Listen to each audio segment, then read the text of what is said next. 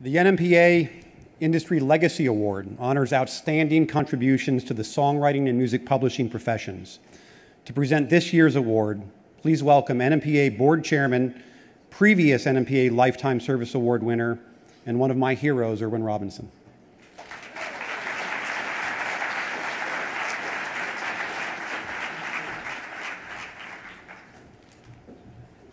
Good afternoon, everyone. Those of you who have heard me speak at these meetings in the past may remember that I've described myself as a songwriter junkie.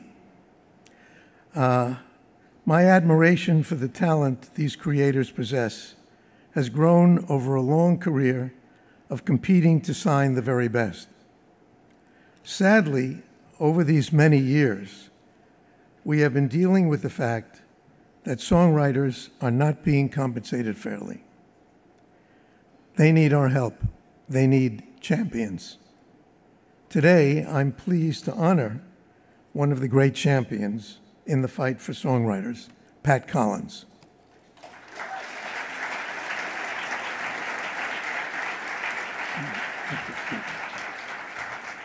Pat has served as SESAC for over 2 decades and in the performing rights industry for 4. In that time, he's been in the forefront of our crusade for fair rates. His leadership has moved SESAC into the 21st century through innovations in licensing, expanding SESAC's portfolio, and ultimately through his commitment to the creators he has represented. Pat's footprint in Nashville is large and long. In addition to his work at SESAC, he is a past president of Nashville's Leadership Music, as well as a former member of the Leadership Music Board, the Country Music Board Association, and the YMCA Board. Today we face many challenges, and Pat and I have seen firsthand the dramatic changes in the licensing landscape.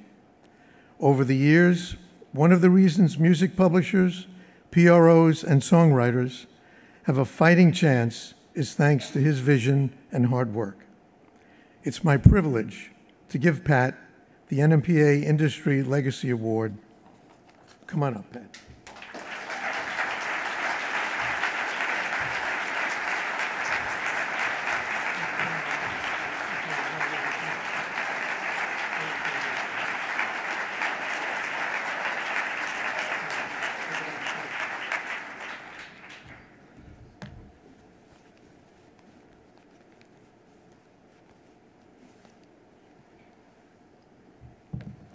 Thank you for this honor and distinction.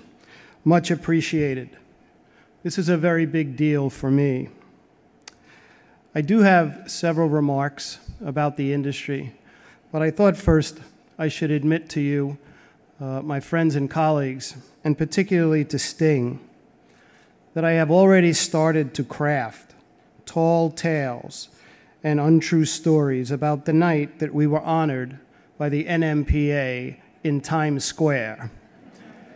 And I'm told that President Obama wanted to be here to hear Irving Azoff and the great John Eastman, but he is stuck in traffic. Seriously, I do want to recognize tonight's other honorees, our good friend and advocate in Washington, D.C., Congressman Hakeem Jeffries. Hakeem, it's good to see you here.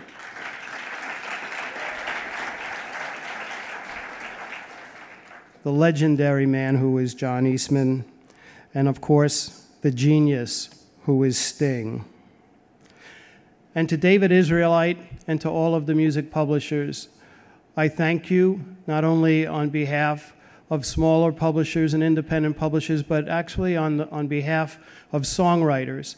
Songwriters who would stand up and applaud all the work that you are doing at this point in time when our business is under threat. When I first received news about this honor, I was struck by the word legacy.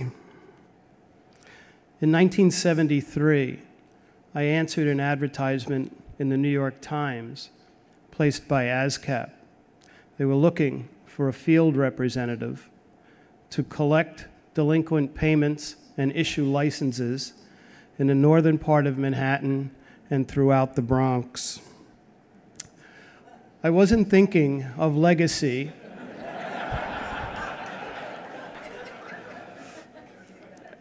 As a newly married man, I wasn't thinking about legacy.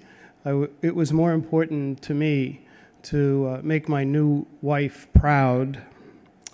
I remember like it was yesterday, driving into Manhattan on a cold and rainy day, parking several blocks from ASCAP, running through the rain, arriving on the 5th floor of the ASCAP building, met by a secretary, only to be told, interview?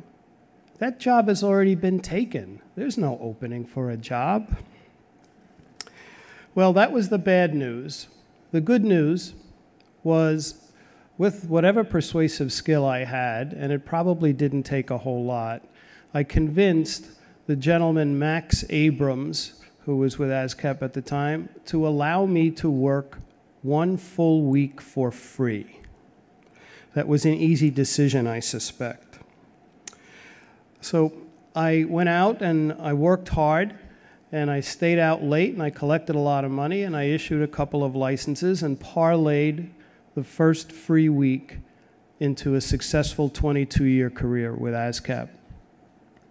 ASCAP was a wonderful training ground for me and prepared me for my work at SESAC and to truly use my educational background. Before I move on to my time at SESAC, there is one gentleman who perhaps some of the more mature publishers and industry people in the room might remember. I have long since wanted to say his name in public. There was a gentleman by the name of Jim Cleary at ASCAP, who I was fortunate to work under. He oversaw ASCAP's general licensing business, and he became a mentor to me. He at the end of his career, me at the early stage of mine, and to this day I still think of Jim when there are hefty decisions to be made. So in 1995, I joined SESAC, and I joined SESAC in whole because of the vision that Stephen Swid laid out for me. He said the board of directors and I are seriously committed to grow this company without the age-old restrictions that bind ASCAP and bind BMI. And that board of directors, by the way, included back in 1995 the current chairman and CEO of SESAC, John Josephson. Other wonderful people on that board were Freddie Gershon, who many of you know, Ira Smith, Stan Schumann, Scott Swid, and others. And indeed, it was their vision and Stephen's handshake that sealed the deal, and I'm very happy for that. It truly is amazing what a business can accomplish without the burden of a consent decree and without age-old regulations and requirements that no longer allow for the efficiency of a free market to run. I'm very happy that we have Irving Azoff with us tonight because we are about to see the story of SESAC repeat itself.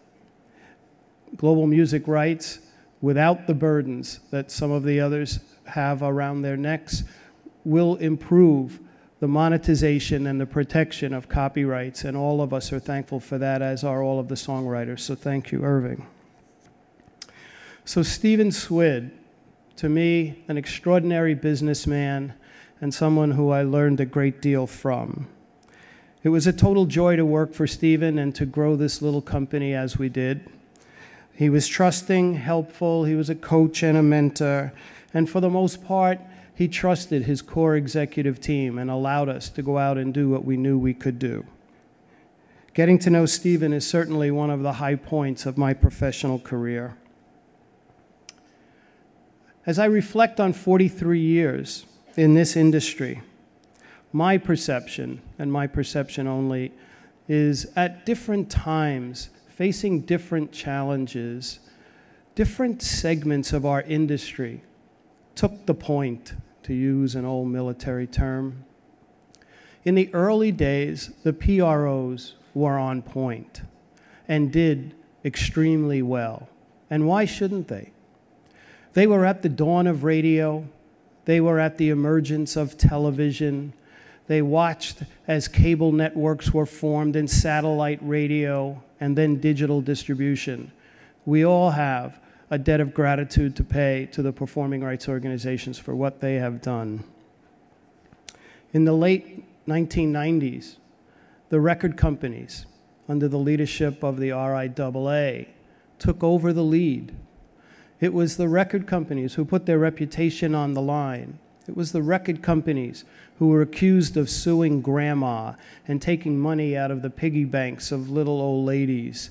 But yet, someone had to draw a line in the sand against Napster and against the other peer-to-peer networks who were developing. And they did a marvelous job. They made it clear that music is property, music is not free, and there are repercussions for the theft of music. And so we appreciate all that the record companies have done as well. But as we evolve, in 2005, NMPA took the lead. NMPA took the lead in litigation, they took the lead in legislation, and they took the lead together with other industry executives to bring the top C Corp level people together and tried to marshal the intellectual and the financial reserves and to find common ground. And they have made amazing strides. Granted, the finish line is always further than we hope, but we are fighting the good fight, and we are very happy that the NMPA is out in front at this particular time. From a personal perspective, I will tell you, the NMPA is well led. It's a wonderful organization, and I'm happy to call David my friend. My wife and part of my family is here, and they're very proud for me. As I opened this up, I said that this was a big deal for me, and it is. And so I thank you for the honor. I thank you for the distinction. And if Sting is in the room, my early remarks about tall tales and stories was just a joke. Please don't hold it against me. Thank you very much.